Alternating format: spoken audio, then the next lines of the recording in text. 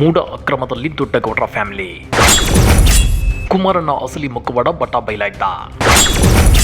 CM Siddu ಬಿಚ್ಚಿಟ್ರು ನೋಡಿ ಅಸಲಿ ಸತ್ಯ. ಮೂಡ ಅಂದರೆ ಸಿಎಂ ಸಿದ್ದರಾಮಯ್ಯನವರ ಅಕ್ರಮ ಅನ್ನೋ ರೀತಿ ಬಿಂಬಿಸಲು ಕಮಲದಳ ಪಕ್ಷಗಳು ಯತ್ನಿಸುತ್ತಿವೆ. ಆದರೆ ಇದಕ್ಕೆ ತಿರುಗೇಟು ಕೊಟ್ಟಿರೋ ಸಿಎಂ ಸಿದ್ದರಾಮಯ್ಯ ಮೂಡ ಅಕ್ರಮದಲ್ಲಿ ದೊಡ್ಡಗೌಡರ ಫ್ಯಾಮಿಲಿ ಹೆಸರುಗಳನ್ನು ಹೊರತೆಗೆದಿದ್ದಾರೆ. ಹಾಗಾದ್ರೆ ಮೂಡದಲ್ಲಿ ಕುಮಾರಸ್ವಾಮಿ ಎಷ್ಟು ಸೈಟುಗಳನ್ನು ಪಡ್ಕೊಂಡಿದ್ದಾರೆ, ಅದೇಗೆ ಮೂಡದಲ್ಲಿ ದೊಡ್ಡಗೌಡರ ಫ್ಯಾಮಿಲಿ ಲಿಂಕ್ ಇದೆ ಗೊತ್ತಾ? ಅದನ್ನ ಡೀಟೇಲ್ ಆಗಿ ತೋರಿಸ್ತೀವಿ. ಆದರೆ ಅದಕ್ಕಿಂತ ಮೊದಲು ಹಲೋ ಕನ್ನಡ ಯೂಟ್ಯೂಬ್ ಚಾನಲ್ ಅನ್ನು ಸಬ್ಸ್ಕ್ರೈಬ್ ಮಾಡ್ಕೊಳ್ಳಿ. ಹಾಗೇನೇ ಪಕ್ಕದಲ್ಲಿರೋ ಬೆಲ್ ಬಟನ್ ಅನ್ನು ಪ್ರೆಸ್ ಮಾಡಿ. ಮೂಡ ಪ್ರಕರಣದಲ್ಲಿ ಸಿಎಂ ಸಿದ್ದರಾಮಯ್ಯನವರ ಮೇಲಾಗ್ಲಿ ಅವರ ಕುಟುಂಬದ ಮೇಲಾಗ್ಲಿ ಗುರುತರ ಆರೋಪ ಇಲ್ಲ.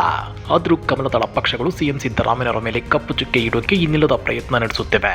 ಕಮಲದಳ ಪಕ್ಷಗಳು ಬರೀ ಆರೋಪ ಮಾಡಿದ್ರೆ ಸಿಎಂ ಸಿದ್ದರಾಮಯ್ಯ ಕೂಡ ಅಷ್ಟಾಗಿ ತಲೆ ಕೆಡಿಸಿಕೊಳ್ತಿರ್ಲಿಲ್ಲ. ಕಮಲದಳ ನಾಯಕರು ಮಾಡಿರೋ ಸುಳ್ಳಿನ ಆರೋಪವನ್ನ ಸಾವಿರ ಸಲ ಹೇಳಿ ನಿಜ ಮಾಡಲು ಹೊರಟಿದ್ದಾರೆ. ಬೀದಿಗಿಳಿದು ಪ್ರತಿಭಟನೆಗಳನ್ನ ಮಾಡ್ತಿದ್ದಾರೆ.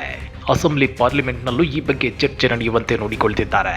ಇದರಿಂದ ರೊಚ್ಚಿಗೆದ್ದಿರೋ ಸಿಎಂ ಸಿದ್ದರಾಮಯ್ಯ ಕಮಲದಳ ಪಕ್ಷಗಳ ನಾಯಕರಿಗೆ ಮುಟ್ಟಿ ನೋಡಿಕೊಳ್ಳುವ ತಿರುಗೇಟನ್ನ ಕೊಟ್ಟಿದ್ದಾರೆ. ಅದರಲ್ಲೂ ಬಾಯ್ ಬಿಟ್ರೆ ಸಿಎಂ ಸಿದ್ದರಾಮಯ್ಯನವರ ಮೇಲೆ ಗೂಬೆ ಕೂರಿಸೋಕೆ ಯತ್ನಿಸುತ್ತಿರುವ ಕೇಂದ್ರ ಸಚಿವ ಎಚ್ಚರಿಕೆ ದೇವೇಗೌಡರ ಕುಟುಂಬಕ್ಕೂ ಮತ್ತು ಮೂಡಾಗೂ ಇರೋ ನಂಟನ್ನ ಬಯಲಿಗಿಳಿದಿದ್ದಾರೆ. ದೇವೇಗೌಡ ಮತ್ತು ಕುಮಾರಸ್ವಾಮಿ ಕುಟುಂಬದ ಆಸ್ತಿ ಬಗ್ಗೆ ನಾನು ಮಾತನಾಡಲಾರೆ. ಅವರ ನಿಖರವಾದ ಆಸ್ತಿ ಎಷ್ಟು, ಆಳ ಅಥವಾ ವಿಸ್ತಾರವನ್ನ ನಾನು ಸೇರಿದಂತೆ ಯಾರಿಗೂ ತಿಳಿಯಲು ಸಾಧ್ಯವಿಲ್ಲ. ಆದರೆ ನನ್ನ ಕ್ಲೀನ್ ಇಮೇಜ್ ಫ್ಯಾಕ್ಟರ್ ಅವರ ನಿದ್ದೆಗೆಡಿಸುತ್ತಿದೆ. ಹೀಗಾಗಿ ನನ್ನನ್ನು ಟಾರ್ಗೆಟ್ ಮಾಡುತ್ತಿದ್ದಾರೆ ಅಂತೇಳಿ ಸಿಎಂ ಸಿದ್ದರಾಮಯ್ಯ ಹೇಳಿದ್ದಾರೆ. ಊಳಿಗಮಾನ್ಯವಾದಿಗಳು ಹಿಟ್ಲರ್ ಮನಸ್ಸಿನ ಜನರೊಂದಿಗೆ ಸೇರಿಕೊಂಡು ನನ್ನ ವಿರುದ್ಧ ಆಧಾರರಹಿತ ಆರೋಪಗಳನ್ನು ಮಾಡುತ್ತಿದ್ದಾರೆ. ಬಿಜೆಪಿ ಜೆಡಿಎಸ್ ಇಬ್ಬರು ಸೇರಿ ನನ್ನನ್ನು ಟಾರ್ಗೆಟ್ ಮಾಡುತ್ತಿದ್ದಾರೆ. ಅವರು ಅದನ್ನ ಮಾಡಲಿ. ನನ್ನ ಜೀವಿತಾವಧಿಯಲ್ಲಿ ಇಂತಹ ಹಲವು ಪಿತೂರಿಗಳನ್ನು ಎದುರಿಸಿದ್ದೇನೆ ಅಂತೇಳಿ ಸಿಎಂ ಸಿದ್ದರಾಮಯ್ಯ ಕಿಡಿಕಾರಿದ್ದಾರೆ. ನಿಮ್ಗೆ ಗೊತ್ತಿರಲಿ, ದೇವೇಗೌಡರ ಕುಟುಂಬದ ಮೇಲೆ ಮೂಡ ಅಕ್ರಮದ ಆರೋಪ ಇಲ್ಲ ಅಂತಲ್ಲ. ಮಾರ್ಚ್ 17, 2021ರಲ್ಲಿ ದೇವೇಗೌಡರ ಕುಟುಂಬದ ಮೇಲೆ ಗಂಭೀರ ಆರೋಪವೊಂದು ಕೇಳಿ ಬಂದಿತ್ತು. ಮಾಜಿ ಸಿಎಂ BS ಯಡಿಯೂರಪ್ಪನವರು ಮೈಸೂರಲ್ಲಿ ಮೂಡದಿಂದ 60,000 ಚದರ ಅಡಿ ಜಾಗವನ್ನ ಮಂಜೂರು ಮಾಡುವ ಬಗ್ಗೆ ವಿಧಾನ ಪರಿಷತ್ನಲ್ಲಿ ಅಂದಿನ ಸಭಾಪತಿಗಳಿಗೆ ದಾಖಲೆಗಳನ್ನು ಸಲ್ಲಿಸಿದ್ರು.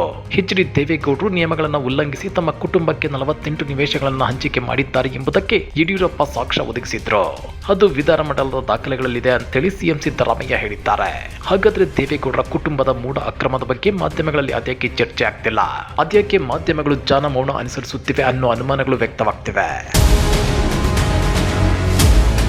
ಇದಷ್ಟೇ ಅಲ್ಲ, ಸಿಎಂ ಸಿದ್ದರಾಮಯ್ಯ ಕುಮಾರಸ್ವಾಮಿ ಅವರ ಮೇಲೆ ಮತ್ತೊಂದು ಗಂಭೀರ ಆರೋಪ ಮಾಡಿದ್ದಾರೆ. ಕುಮಾರಸ್ವಾಮಿ ಅವರಿಗೆ ನವೆಂಬರ್ 7, 1984ರಂದು ಸಿಐಟಿಬಿ ಮೈಸೂರಿನಿಂದ ಒಟ್ಟು 21,000 ಚದರ ಅಡಿಗಳ ಕೈಗಾರಿಕಾ ಫ್ಲಾಟ್ ಅನ್ನು ಮಂಜೂರು ಮಾಡಲಾಗಿತ್ತು.